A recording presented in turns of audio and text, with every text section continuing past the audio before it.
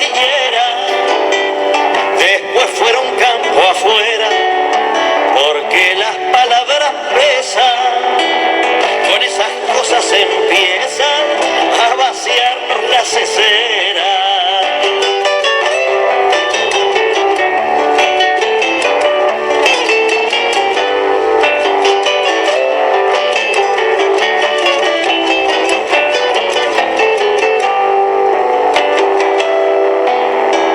Empiezan cuando en la escuela no hablan del común destino, ni explican por cuál camino llegamos a ser despensa, ni enseñan por qué avergüenza a veces ser argentino.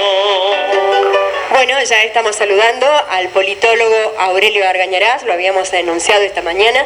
Bueno, son muchos los seguidores que tiene, así que bueno, ya le estamos diciendo que comienza ahora su columna. Le damos la bienvenida. Hola Aurelio, ¿qué tal? Buenos días. ¿Qué tal, María Inés? ¿Cómo va? Bueno, bien, muy bien en realidad. ¿Te parece? Le contamos a la audiencia de Radio 102.7, de Radio Tortuga, del programa ¿Y vos qué pensás? Le contamos entonces cómo has titulado hoy la columna de este día. El discurso y las perspectivas. Bueno, ¿por qué ese título? Bueno, el título Sí. Deriva del hecho creo más importante de la semana, que ha sido el discurso de Cristina Fernández de Kirchner en las puertas de tribunales ante una multitud de argentinos que han acompañado su presentación en tribunales. Me parece obvio decir que ha sido no solamente el acto político, el hecho político más importante de la semana, sino que además ha sacudido el cuadro de la política nacional. Sin lugar a dudas. Por eso el título habla de discurso y perspectivas. Así es. Porque, digamos, lo que creo que tenemos que analizar es si el discurso de Cristina, además del valor que tiene el discurso en sí mismo, en la medida justamente en que ha sacudido el panorama nacional,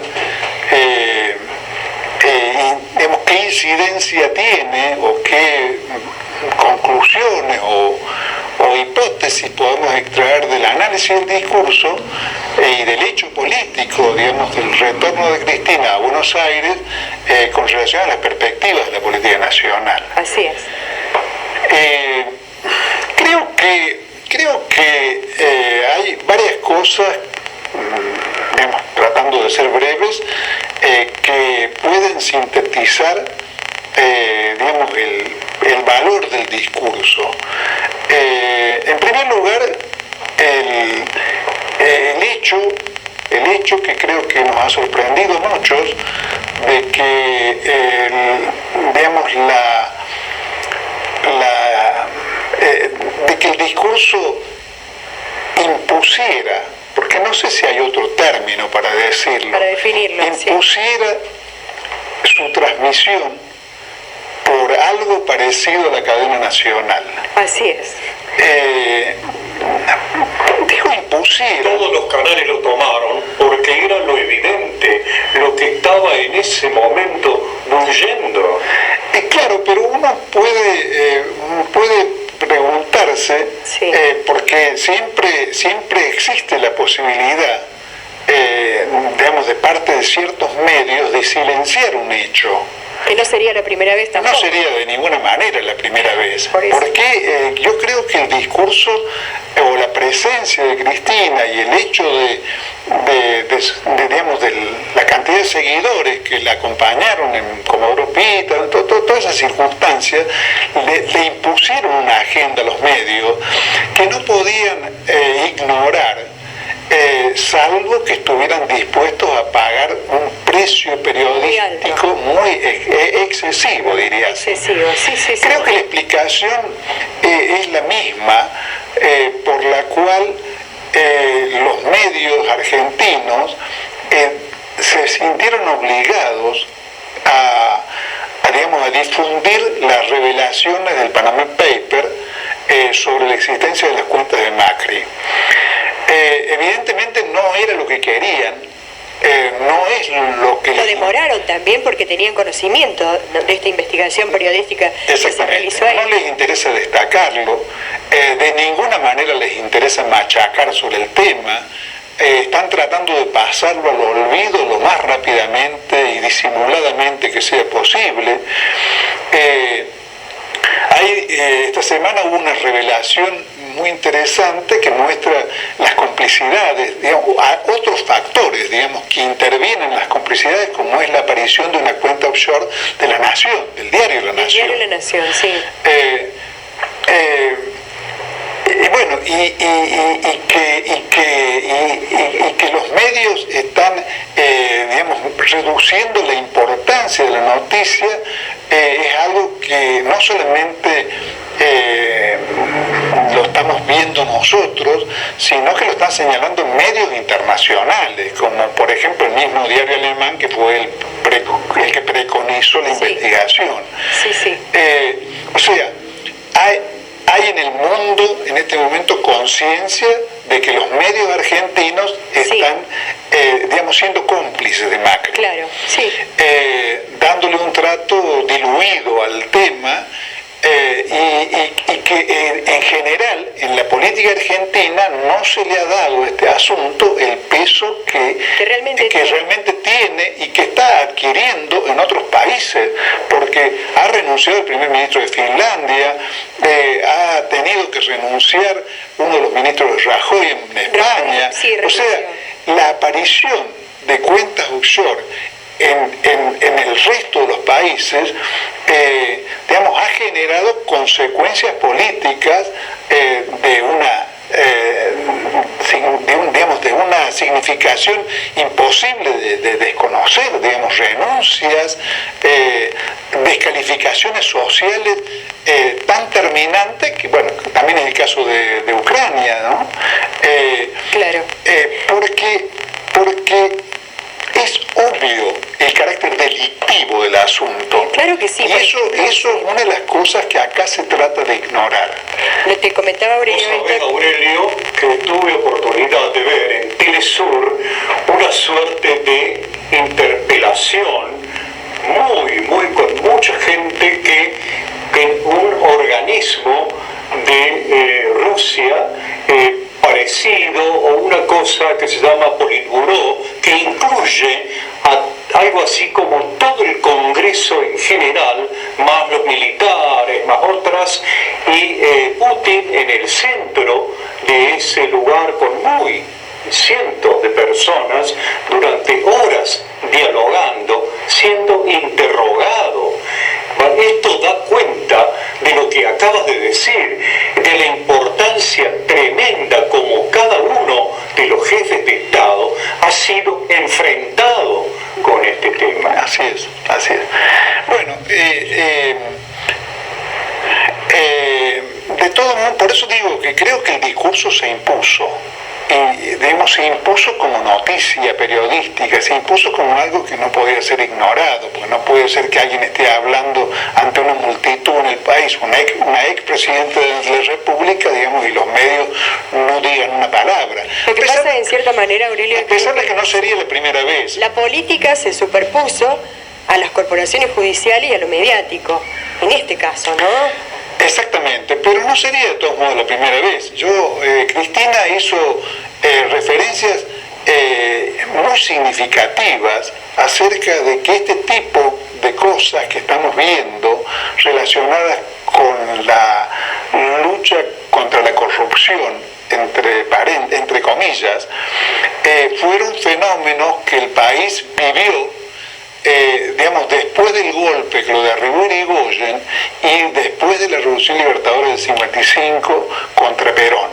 O sea, ella mencionó esas dos situaciones como situaciones paralelas a esta, que además le dan, digamos, muestran cuál es el contenido político de esto que se está empezando a llamar el honestismo. El siempre ha sido un arma de las corrientes oligárquicas imperialistas en América Latina. Siempre ha ocurrido. Yo puedo añadir a lo que dijo Cristina, que fue lo que hicieron contra el presidente Vargas en Brasil, y lo llevaron a Vargas a una situación tan dramática que Vargas terminó suicidándose. Porque los medios oligárquicos de difusión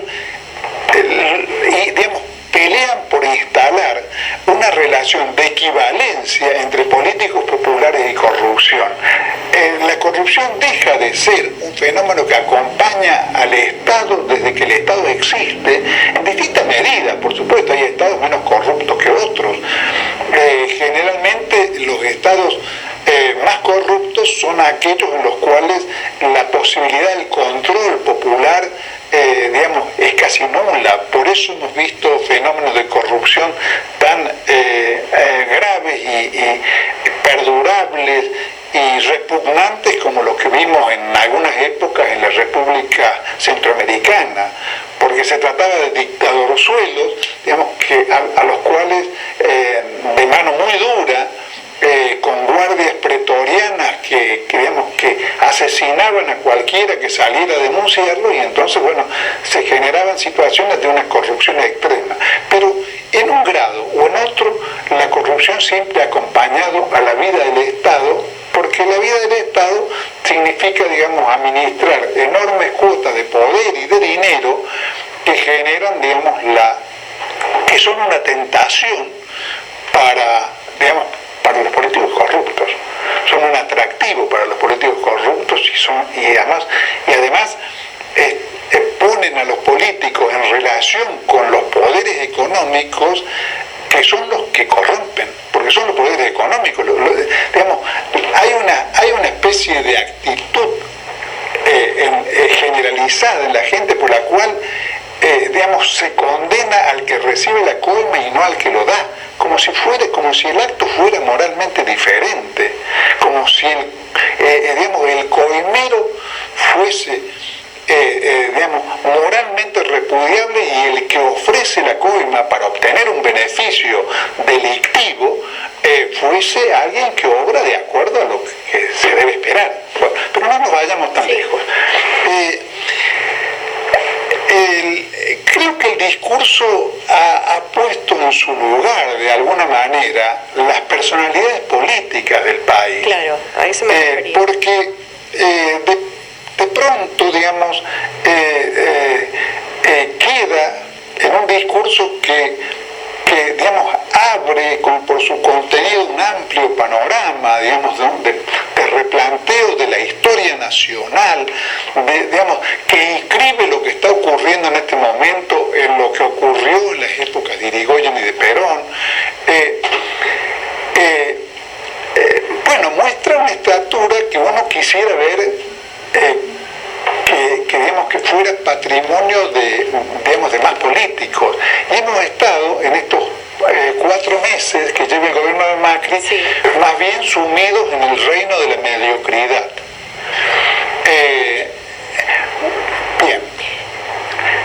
Además, creo Perdón, que... Aurelio, ¿Cómo? No intento en cierto sentido. Cuando vos te referís a la mediocridad, concretamente debemos decir que, como lo explicabas hace un momento, es como que ganó mucho espacio esto que vos planteabas, ¿no? El tema de la corrupción, el tema de minimizar ciertos aspectos, como ha pasado, por ejemplo, con las empresas offshore del presidente, y en cierto sentido yo he visto la política absolutamente relegada de esa temática. Es que el lugar de la política ha sido ocupado por el chamullo. Yo voy a usar un término popular, el chamullo. En algún momento vamos a hablar con más claridad sobre este tema, porque creo que lo que deberíamos, la posición que deberíamos adoptar los argentinos frente a esto es la posición evangélica, pues por sus frutos los conoceréis. O sea, no escuchemos las palabras que son absolutamente mentirosas y en una cantidad enorme de los casos hablan exactamente de lo contrario de lo que se está haciendo. Esta semana, ayer subí a mi muro de Facebook una noticia que proviene del Banco Mundial. El Banco Mundial responde más bien a patrones ideológicos neoliberales. A pesar de eso, el Banco Mundial señala que los paraísos fiscales, como antros de evasión, atentan contra la lucha en la cual el Banco Mundial está empeñado contra la pobreza. ¿Por qué? Porque la evasión sustrae recursos a los estados y en consecuencia atenta contra los servicios públicos destinados a proveer, a cuidar a los argentinos. Claro, se dice, y es importante que lo menciones a esto, porque la evasión por ahí se toma de una forma muy, como decirlo de alguna manera, muy superficial. Si uno claro, se pone pero a además, profundizar sobre la fíjate evasión. vos, Marínez, Sí. además la reflexión del Banco Nación habla de la evasión, pero lo mismo que se dice de la evasión, en esa reflexión podría decirse, aunque en este caso no se trata de un delito, que la evasión es un delito, sino de una cosa derivada de disposiciones políticas, lo mismo se podría decir de aquellas políticas fiscales que eximen de impuestos a los poderosos, restando dinero al Estado, porque ahora, hay una serie de voces que empiezan a moverse con relación al tema de que no se puede responder al pedido de los sindicatos de modificar el impuesto a las ganancias, porque eso significa desfinanciar el Estado. Sí. Ahora, lo vamos a colocar al Estado en una situación, de pobreza en cuanto a los recursos. Ahora, ese argumento no vale cuando se trata de las mineras o cuando se trata de los productores de los pools de siembra o de las exportadoras de granos. Claro, así. Allí hay razones para que eso esté bien, ¿no?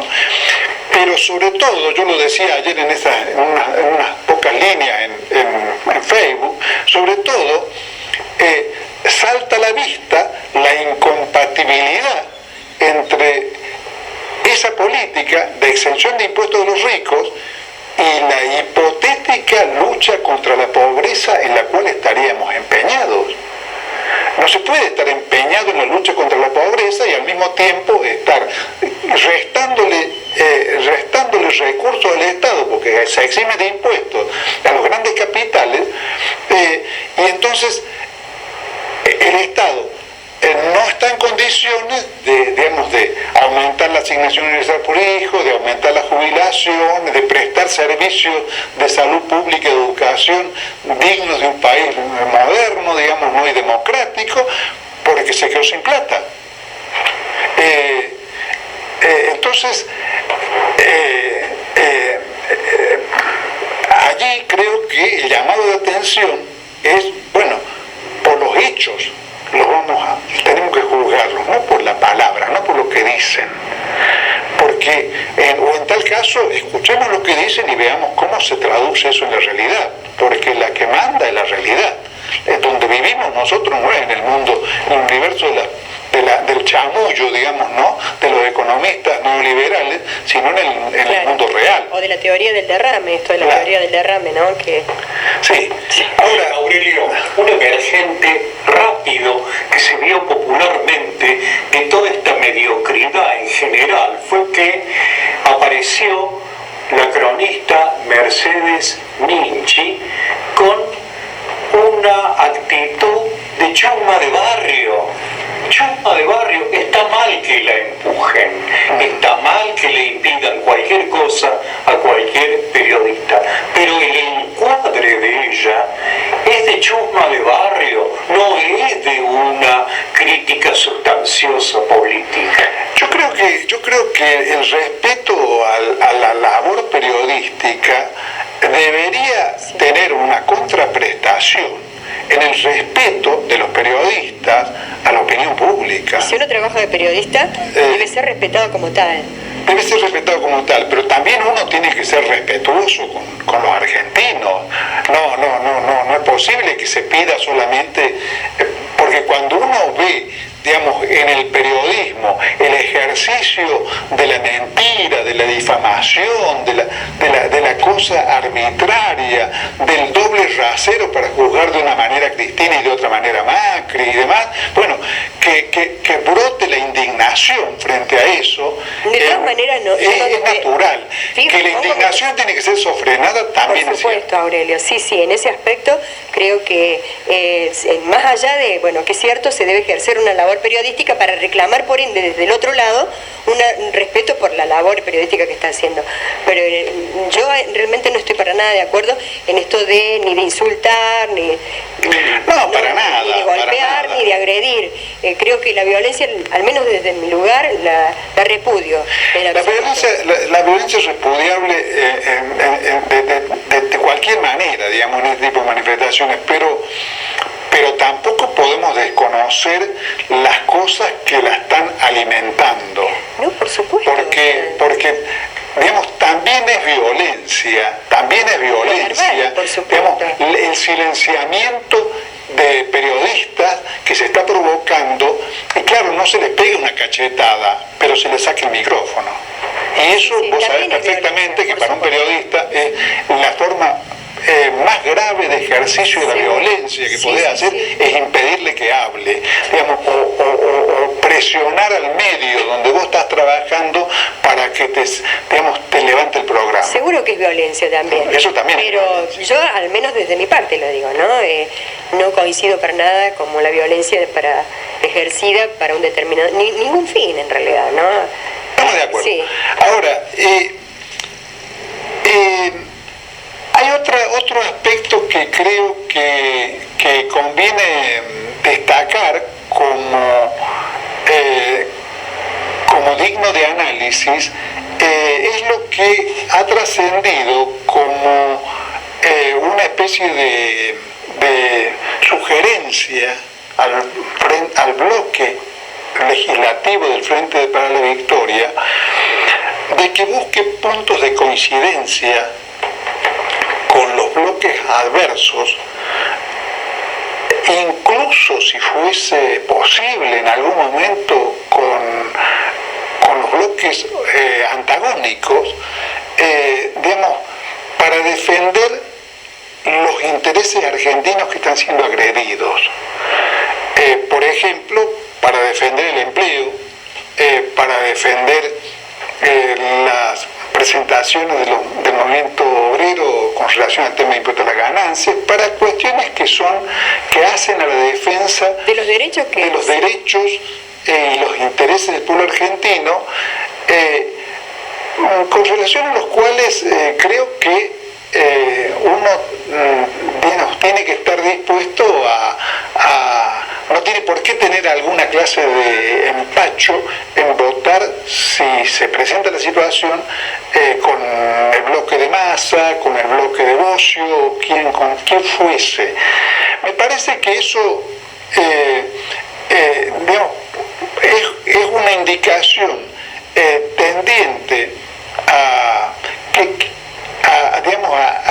crear puentes para reconstruir, digamos, una fuerza política mayoritaria, y que está ligado con otro elemento del discurso que a mí me llamó la atención y me parece muy significativo, que es el llamado a no enojarse con los que votaron por Macri. Ya hemos hablado acá de ese tema, y digamos, creo que el hecho de que aparezca en un discurso de la expresidente es significativo, porque en su momento hasta personajes como Kuhn, que llegaron a hablar de escrachar a lo que se llamaban los boludos, en una actitud sectaria, digamos, repudiable por lo irrespetuoso y absolutamente destructiva desde el punto de vista político. Esa conducta, como la conducta, digamos, de solamente, digamos, de mostrar solamente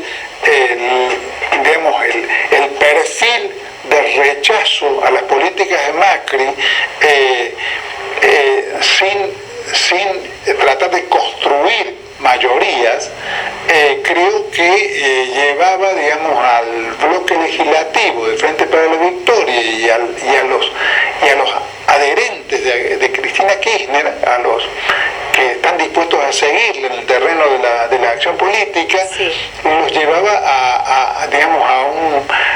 especie de callejón sin salida, de oposición declarativa, sin capacidad de construcción. Me parece que eso también implica una forma de apertura, digamos, a la reconstrucción de las fuerzas populares que como indicación es, digamos, digna de ser tenida en cuenta y subrayada. No ocurre lo mismo con lo que dijo respecto al movimiento sindical. El movimiento sindical en algún momento habló de la necesidad de atender y dialogar con los sindicatos, y en otros repitió la fórmula provocativa y política del video que circuló antes en estos meses, mojándole la oreja a los dirigentes sindicales con el tema de me hicieron 2 años de paro por el tema del impuesto de las ganancias y ahora van a tener que salir a defender el empleo porque le están echando a la gente como perro. Sí. Creo que en ese punto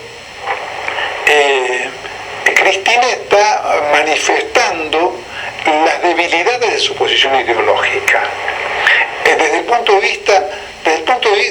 de vista muy importante, que es la posibilidad de reconstruir un frente nacional o un movimiento nacional que pueda emerger victorioso de esta situación. Creo que en ese punto sigue manifestando una especie de sordera mayúscula que fue en definitiva la que una parte sustantiva de las causas por las cuales el gobierno fue electoralmente derrotado.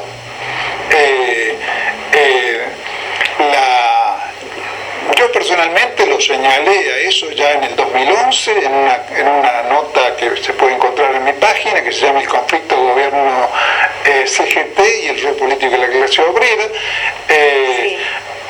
Un amigo mío, Enrique Lacoya, digamos, planteó que la Argentina a partir de ahí parecía ingresar en el terreno que siempre habíamos tenido del país de las oportunidades perdidas, porque disociaba las fuerzas populares. El mismo planteamiento, con el mismo planteamiento insistido con relación al significado, digamos,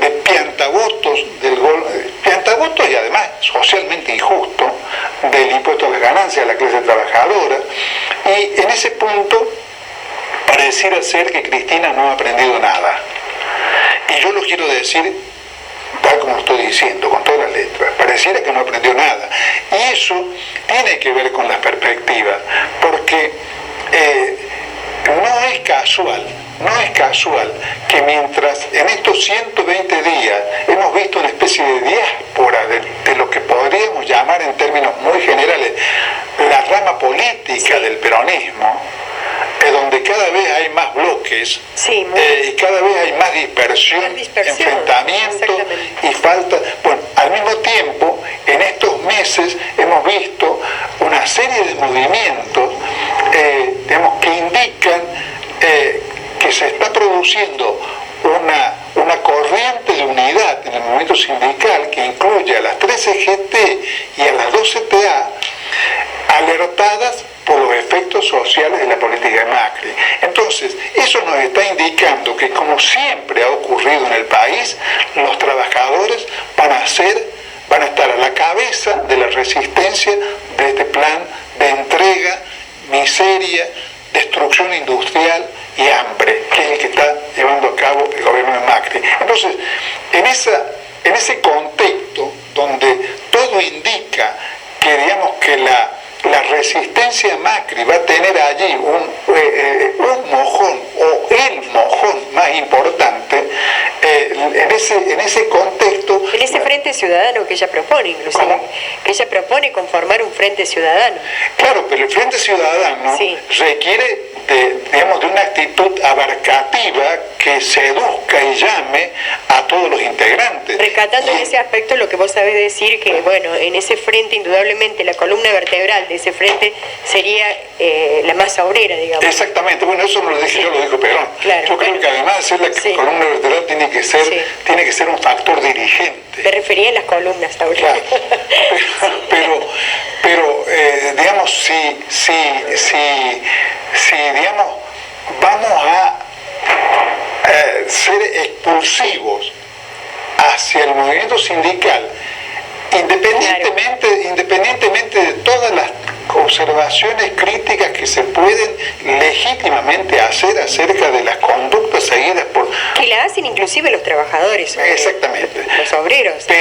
Pero el movimiento tiene que ser abarcativo y tiene que considerar que sin los trabajadores y sin el movimiento sindical es muy difícil, digamos, ganarle a al poder oligárquico imperialista, y es muy difícil construir una mayoría.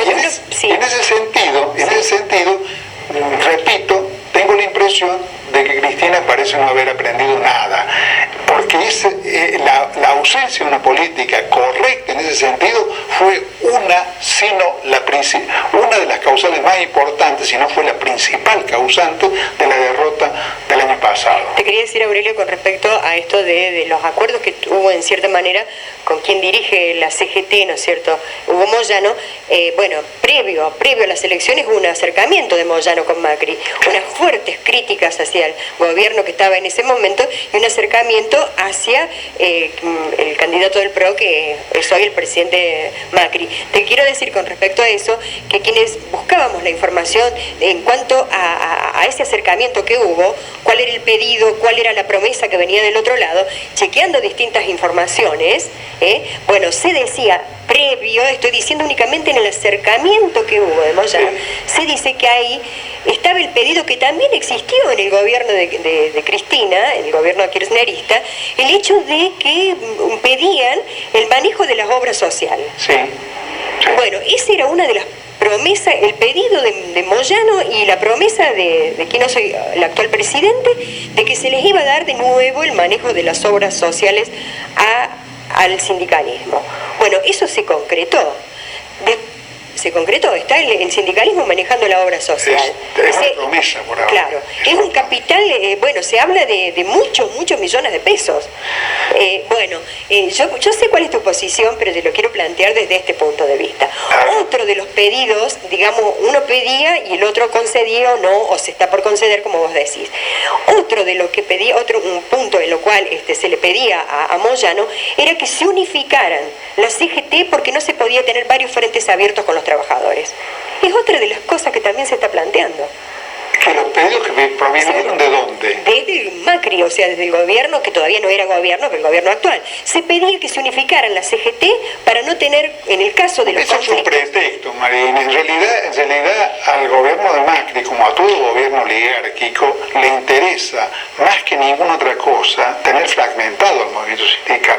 El movimiento sindical se va a fortalecer si logra la unidad, y Macri no va a salir ganando de ese fortalecimiento. El fortalecimiento, la unidad del movimiento sindical es más bien, o debería ser más bien, un objetivo de los gobiernos populares, no de los gobiernos oligárquicos. Los gobiernos oligárquicos quieren atomizar el movimiento sindical y lograr que sea lo más impotente posible.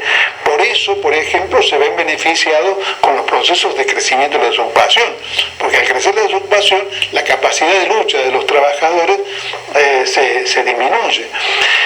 Bueno, como no podemos extendernos más, yo simplemente digo que me parece que ese es un punto central, una incógnita, digamos, ¿no?, que queda planteada, digamos, de una cerrazón sectaria en un punto fundamental, y que